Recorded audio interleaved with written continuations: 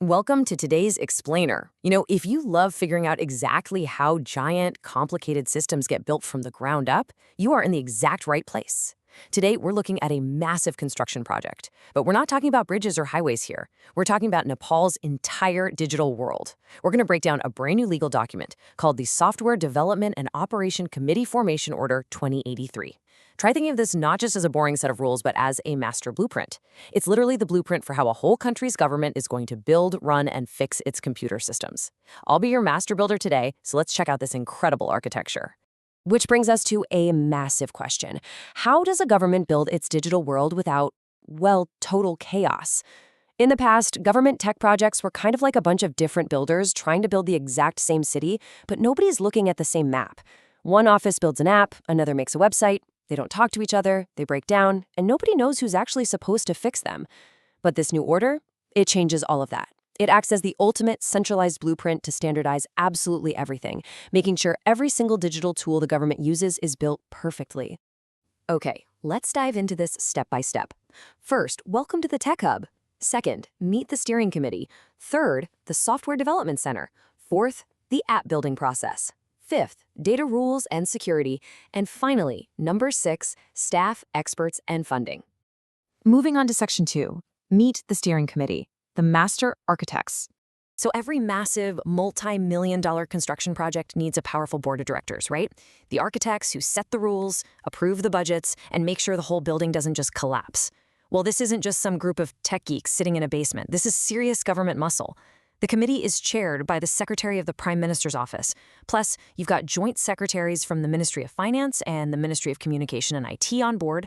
By putting the top brass from the PM's office and the money experts from finance right there on the board, the government is making absolutely sure this tech initiative has powerful oversight and guaranteed backing.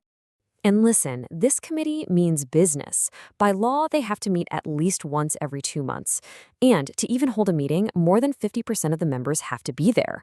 So what do they actually do? Well, they don't sit around writing code. Instead, they supervise the big picture. They approve the budgets, they sign off on massive project plans, and they set the ultimate standards for how software gets developed. If this were a house, they're the ones approving the architectural drawings before a single brick is even laid. Section 3. The Software Development Center, the Digital Workshop. So now we're leaving the boardroom of the architects and walking straight onto the factory floor. This center is a real physical place located in the Kathmandu Valley. Think of it as the ultimate centralized government tech hub. If a government department needs a brand new app built totally from scratch, they go here. If some clunky 10-year-old legacy system needs a serious upgrade, the center handles it. And maybe the best part, this center is legally required to provide 24/7 tech support for the systems they build, so no more government websites crashing on a Friday night and staying broken until Monday morning. But a workshop is nothing without a foreman. The center is run by an executive director, and the government is definitely not taking chances with who gets this job. Just to apply, you literally have to have a master's degree in information technology. And it doesn't stop there. You need 10 full years of IT experience, and at least 5 of those years have to be in a top-level CXO leadership role. They're appointed by the cabinet for a 3-year term, which gives them a really focused window to come in, take charge, and deliver world-class digital tools. Section 4. The app building process. Ordering the blueprint. Before we look at the actual steps, we need to learn a super important term, SRS. That stands for Software Requirements Specification. Let me break this down so a 5-year-old could understand it. Imagine you want someone to build you a Lego castle. You can't just say, hey, build me a castle. You have to say, I want it to be red. I want it to have 4 towers, a drawbridge, and it has to be tall enough to fit my toy dragon inside. That detailed shopping list of instructions, that is the SRS. In software, it tells the programmers exactly what the app needs to do, what buttons it needs, and how it should act, long before anyone types a single line of code. Okay, so here's the exact legal procedure. Step 1, a government office, let's say the Department of Transport, fills out a specific request form called Schedule 1. Step 2, the center gets it, coordinates with them, and within a blazing fast 15 days, they draft that SRS document, remember our shopping list, along with a work plan and a cost estimate. Step 3, both the requesting office and the center sign a formal procurement agreement. And step 4, the center gets to work building, testing, and eventually maintaining the software. It's a clean, totally predictable step-by-step pipeline. Now, you might be wondering, who actually pays for all this? And what happens when it eventually breaks? Well, the law is super clear. The government office that asked for the software is the one footing the bill for its development. But here is the most brilliant part of this entire blueprint. The law mandates a 3-year annual maintenance contract, or AMC. This means an office can't just pay for an app, launch it, and completely forget about it. They are locked into a 3-year maintenance cycle, paying the center in quarterly installments to keep the app updated, secure, and bug-free. And if they want a massive upgrade outside of that maintenance window, they have to sign a brand new agreement. This guarantees apps won't just turn into abandoned digital ghosts. Section 5. Data Rules and Security. Guarding the Vault. When a government app collects your personal information, who actually owns that data, and who's guarding the vault? Well, the law separates ownership from custody. The data belongs entirely to the specific government body that collected it in the first place. Think of them as the homeowner.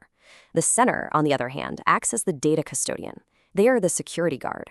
The center doesn't own the data, but they're legally responsible for securely hosting it, backing it up, and controlling the technical access. Any final decision about publishing or sharing that data, that always goes straight back to the homeowner. To be the ultimate security guard, the center has some really strict rules. First off, they have to use the official government data center's infrastructure. They're also required to do mandatory quality and security audits, just to make sure hackers are kept at bay. But here's the part that's actually going to change your life. The center is mandated to integrate all the apps they build with the National Data Exchange and the citizen-facing Nagaric app. So the days of typing out your name and address on 20 different government websites, those days might finally be over because the apps will actually talk to each other. And our final section, number 6, staff, experts, and funding, the builders and the bank. All right, we've seen the blueprint, we've gone over the rules. Let's look at the actual humans doing the heavy lifting here. Let's start with this number, 30. According to the document schedules, this is the exact number of permanent government staff assigned to run the center. This covers everything from a joint secretary and IT directors to legal officers, accountants, all the way down to drivers and office assistants. These 30 people are the permanent bureaucratic spine of the entire operation. But let's be real, 30 people can't code an entire country's software. And that is exactly where this massive roster comes in. The law allows the center to hire up to 93 specialized contract experts on a project-by-project basis. We're talking 40 mid-level developers, 8 senior developers, plus specialized cybersecurity experts, system analysts, and UI/UX designers. These 93 experts act like a specialized strike team. They do the actual heavy lifting of writing the code and testing the software, while those 30 permanent staff handle the day-to-day administration. Now, to attract those 93 top-tier tech experts away from cushy private companies, the government knows they have to adapt. So the law specifically allows the center to implement international best practices. That means they are legally permitted to offer flexible working hours, flexi-time, and they explicitly allow work-from-home arrangements. Yeah, you heard that right. A government office operating with the perks of a modern Silicon Valley startup. But it's not a free-for-all. In return, there is a strictly enforced code of conduct, and anyone breaking the rules will be swiftly removed. So where exactly does the money come from to pay for all of this? The center actually operates with its own dedicated, independent bank account. This fund collects money from national government grants, provincial grants, and the actual service fees they charge other government offices for building their software. And with the Ministry of Finance's approval, they can even accept foreign aid and NGO support. Having this independent fund ensures the center always has the cash flow it needs to keep the servers running and the developers paid. Which brings us to the end of our explainer, and I want to leave you with this final thought. How will this centralized digital blueprint change the daily lives of citizens? Well, by enforcing strict standards, guaranteeing those 3-year maintenance contracts, and ensuring different apps actually communicate with each other securely, this order has the serious potential to transform frustrating government bureaucracy into a completely seamless digital experience. Thank you so much for joining me to dive into the master blueprint of Nepal's digital future. Keep learning, stay curious, and I'll see you in the next explainer.